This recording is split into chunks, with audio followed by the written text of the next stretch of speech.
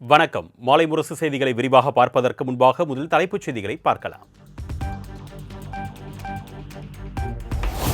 நாடு முழுவதும் சிலிண்டர் தட்டுப்பாட்டை கண்டித்து டெல்லி நாடாளுமன்ற வளாகத்தில் காங்கிரஸ் எம்பிக்கள் போராட்டம். பிரியங்கா காந்தி, மாணிக்கம் தாக்கூர், விஜய் வசந்த் உள்ளிட்டோர் பங்கேற்பு.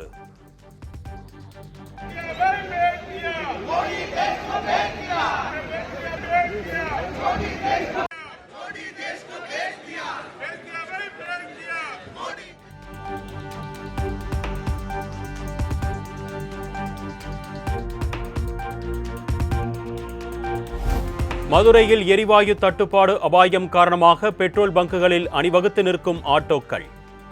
எரிவாயுவிற்கு விரைவில் தட்டுப்பாடு ஏற்படும் என்ற அச்சத்தில் அலைமோதும் கூட்டம்.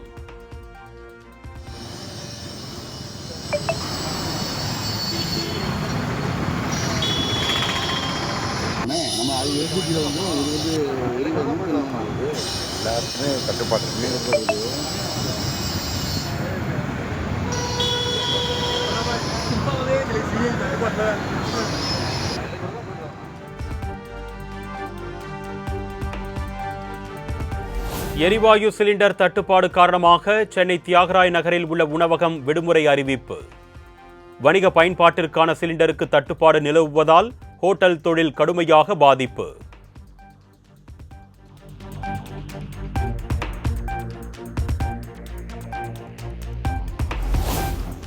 சென்னையில் உள்ள பல்வேறு வணிக ரீதியான எல்பிஜி நிரப்பும் மையங்களில் போதிய இருப்பு இன்றி தட்டுப்பாடு. வணிக பயன்பாட்டிற்கான எல்பிஜி உற்பத்தி நிறுத்தப்பட்டிருப்பதால் ஆட்டோ ஓட்டுநர்கள் அவதி. கொடுத்தா தான் எங்களுடைய வாழ்வாதாரம் ஓரளவு. வீட்டு சிலிண்டர் இப்போ கிடைக்கல. புக் பண்ணால் நீங்கள் ஆன்லைனில் புக் பண்ணால் புக்கிங்கே ஆகலை. ஏன்னா எல்லாமே சிலிண்டர் தட்டுப்பாடு, அதனால் புக்கிங்கே ஆகலை. ரொம்ப கஷ்டமாக இருக்குது. அங்கே டி நகர் பஸ் ஸ்டாண்ட்லேருந்து ஆட்டோ நிற்குது. இங்கே வந்து 2 மணி நேரம் 3 மணி நேரம் ஆகுது. இன்றைக்கி இந்த நிலைமை. இன்னும் வரப்போகிற நாட்களில் என்ன ஆகும்னு எங்களுக்கு தெரியல. அதனால் எங்களுடைய ஆட்டோவுடைய வாழ்வாதாரம் ரொம்ப பாதிக்கப்பட்டிருக்கு. மத்திய அரசு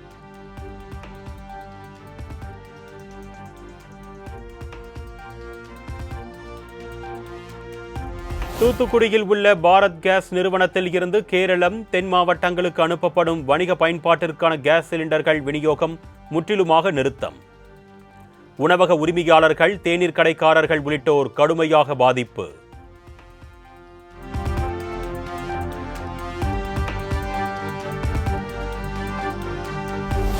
இந்தியாவில் கேஸ் தட்டுப்பாடு என்பது இல்லை என்று மத்திய அமைச்சர் பியூஷ் கோயல் பேட்டி. எரிபொருள் இருப்பு குறித்து அந்த துறை அறிக்கையை விரைவில் வெளியிடும் என்றும் தகவல்.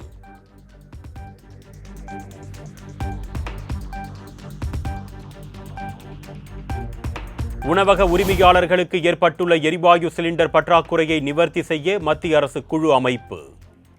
3 எண்ணெய் நிறுவனங்களைச் சேர்ந்த உயர் அதிகாரிகளை கொண்ட குழுவை அமைத்து அரசு உத்தரவு.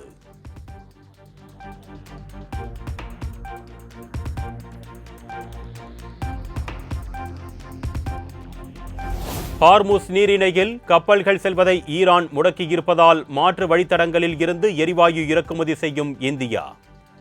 55% இருந்து 70% இறக்குமதி அதிகரிக்கப்பட்டு இருப்பதாக தகவல்.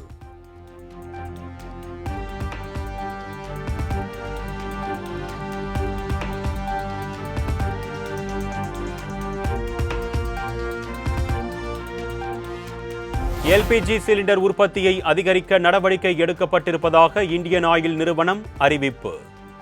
உள்நாட்டு நுகர்வோர் மற்றும் மருத்துவமனைகள், கல்வி நிறுவனங்களுக்கு கிடைப்பதில் முன்னுரிமை என்றும் விளக்கம்.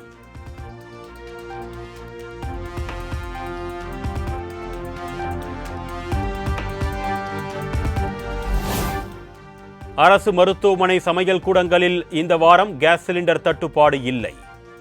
அடுத்த வாரத்திற்கு மின்சார அடுப்பு, விறகு அடுப்புகளை தயார் செய்ய மக்கள் நல்வாழ்வுத்துறை அமைச்சர் மா சுப்பிரமணியன் அறிவுறுத்தல். ஸ்டவ், அதேபோல் அந்த கட்டை அடுப்புகள் போன்றவற்றை தயார் நிலையில் வைத்துக் கொள்ள வேண்டும் என்று அறிவுறுத்தப்பட்டிருக்கிறது. எரிவாயு தட்டுப்பாடு இருக்கின்ற காரணத்தினால் இப்பொழுது இந்த வாரத்திற்கு பிரச்சனை இல்லை. அப்படி பெரிய கடுமையான தட்டுப்பாடு வரும் பட்சத்தில் உடனடியாக அதற்கு மாற்று ஏற்பாடாக எலக்ட்ரிக்கல் ஸ்டவ், அதேபோல் அந்த கட்டை அடுப்புகள் போன்றவற்றை தயார் நிலையில் வைத்துக் கொள்ள வேண்டும் என்று அறிவுறுத்தப்பட்டிருக்கிறது.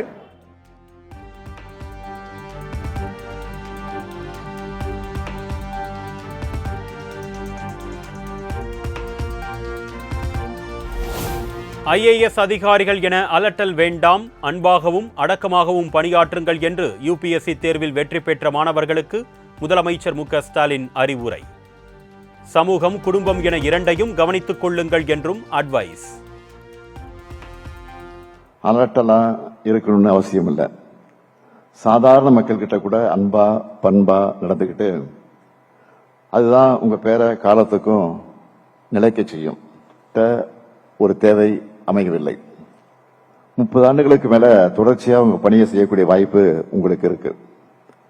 இந்த வாய்ப்பு உங்களை மேலும் பொறுப்புடையவர்களாக உயர்த்தணும். அடக்கத்தையும் மனிதநேயத்தையும் வளர்க்கணும். அதிகாரிகள் என்றால் அலட்டலா இருக்கணும்னு அவசியம் இல்லை. சாதாரண மக்கள் கிட்ட கூட அன்பா பண்பா நடந்துக்கிட்டு அதுதான் உங்க பேரை காலத்துக்கும் நிலைக்கும்.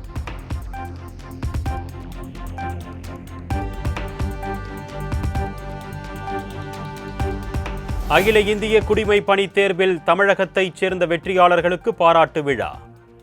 நான் முதல்வன் திட்டத்தில் படித்து வெற்றி பெற்ற 56 பேருக்கு முதலமைச்சர் மு.க.ஸ்டாலின் பாராட்டு. அடுத்ததாக செஷான் அவர்களை அன்புடன் அழைக்கின்றோம். ரித்திக் அவர்களை அழைக்கின்றோம். அருண் பாண்டியன் அவர்களை அழைக்கின்றோம். முத்து அரசி அவர்களை அழைக்கின்றோம். இந்துமதி அவர்களை அழைக்கின்றோம்.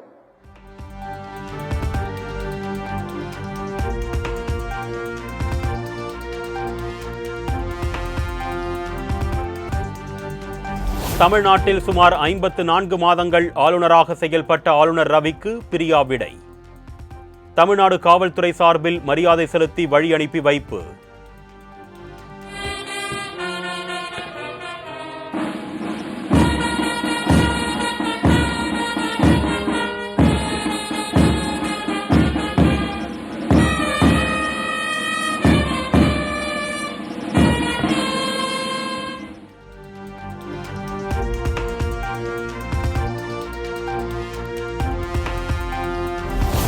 தமிழ்நாடு முழுவதும் 10ஆம் வகுப்பு பொதுத் தேர்வு தொடக்கம்.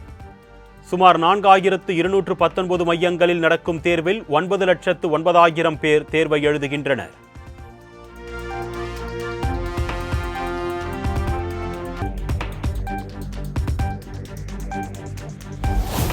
சென்னை ராயபுரம் செயின்ட் பீட்டர்ஸ் மேல்நிலைப் பள்ளியில் 10ஆம் வகுப்பு பொதுத் தேர்வு மையத்தை ஆய்வு செய்த அமைச்சர் அன்பில் மகேஷ் தேர்வு மையங்களில் மேற்கொள்ளப்பட்டுள்ள ஏற்பாடுகள் குறித்து கேட்டறிந்தார்.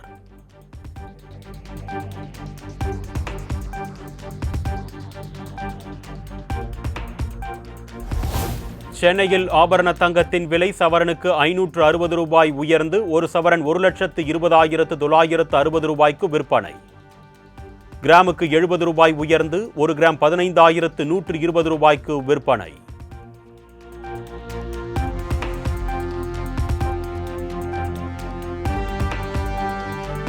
தமிழ்நாட்டில் நெருங்கும் சட்டமன்ற தேர்தல். மதுரையை தொடர்ந்து திருச்சிக்கு இன்று வருகிறார் பிரதமர் மோடி. மிக பிரம்மாண்டமாக நடைபெறவுள்ள பொதுக்கூட்டத்திற்கான இறுதிக்கட்ட பணிகள் தீவிரம்.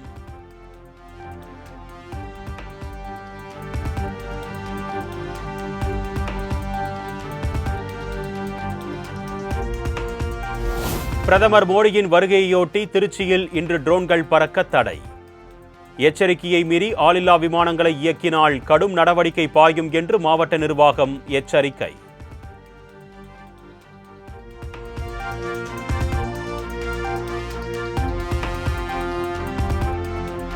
தமிழ்நாட்டில் இன்று ஒரே நாளில் 6 விரைவு ரயில் சேவைகள் தொடக்கம். திருச்சியில் நடைபெறும் விழாவில் காணொலி வாயிலாக ரயில் சேவை தொடங்கி வைக்கிறார் பிரதமர் மோடி.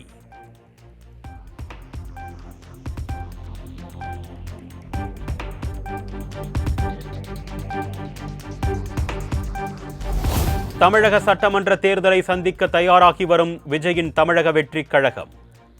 முதற்கட்டமாக 60 வேட்பாளர்களை தேர்வு செய்தார் தவிக தலைவர் விஜய்.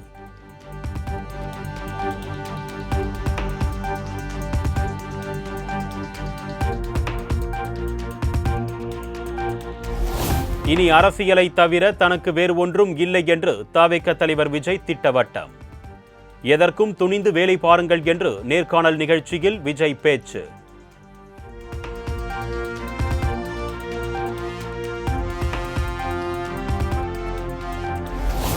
விழுப்புரம் மாவட்டம் தைலாபுரம் இல்லத்தில் பாமக நிறுவனர் ராமதாசுடன் சசிகலா சந்திப்பு. சட்டமன்ற தேர்தலில் இருவரும் எந்த நிலைப்பாடும் எடுக்காத நிலையில் ஆலோசனை.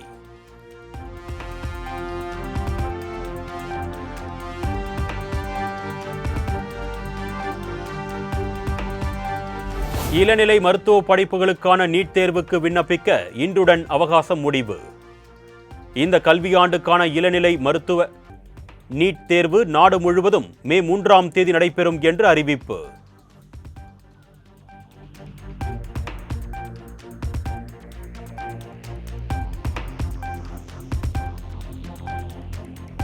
கிராமப்புற வீட்டு குடிநீர் வழங்கும் ஜல்ஜீவன் திட்டத்தை வரும் 2028ஆம் ஆண்டு வரை நீட்டிக்க மத்திய அமைச்சரவை ஒப்புதல். இந்த திட்டத்திற்கான மொத்த நிதியை 8.7 லட்சம் கோடியாக அதிகரிக்கவும் சம்மதம்.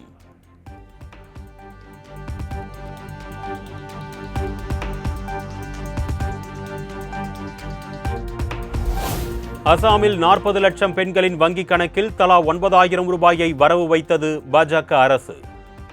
விரைவில் அசாமில் சட்டமன்ற தேர்தல் நடக்க இருக்கும் நிலையில் பெண்களுக்கு ஜாக்பாட்.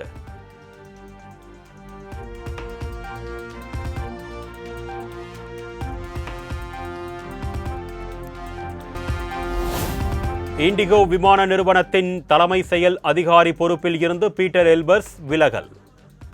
தனிப்பட்ட காரணங்களுக்காக விலகுவதாக அறிவித்த நிலையில் ராகுல் பாட்டியா தற்காலிக சிஇஓவாக நியமனம்.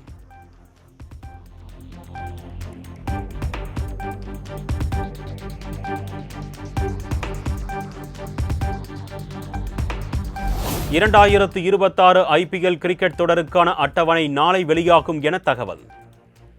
பல மாநிலங்களில் சட்டமன்ற தேர்தல்கள் நடைபெற உள்ளதால் அட்டவணை 2 கட்டங்களாக வெளியாகும் என தகவல்.